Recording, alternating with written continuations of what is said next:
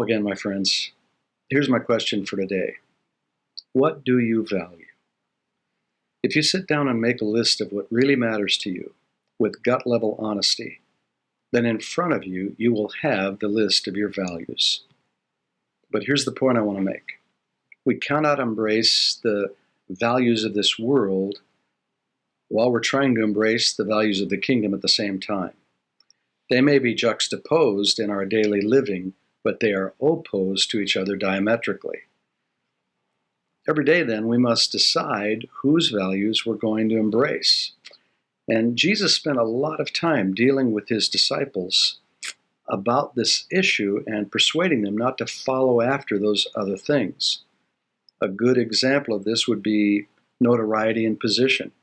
In this world, we are taught, and may I say it, perhaps even in the church, we are often taught to pursue both ambitiously.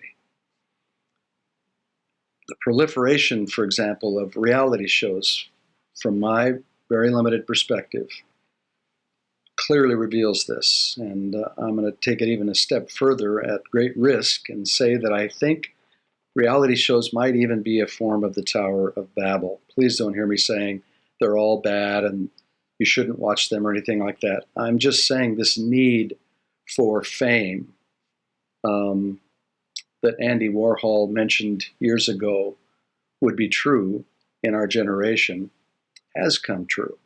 And this need for fame is not a biblical value. It's the opposite of biblical value.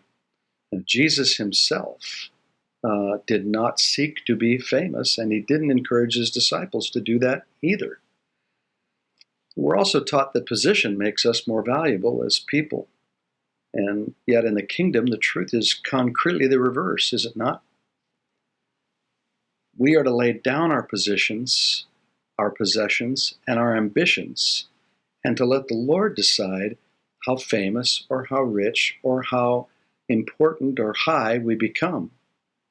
And any day we get those things backwards will be a day that we not only experience corruption ourselves, but that'll be a day often where the big mistakes are made in our lives because of pride. On the other hand, when we embrace the Lord's values, we experience the supernatural because that is his normal. So I want to encourage you to embrace the values of the Lord today.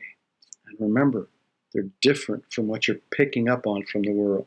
Embrace the Lord's values, and you will do well. In fact, consider sitting down and writing a list of what you believe to be his values and juxtapose them with your previous list and see how they compare.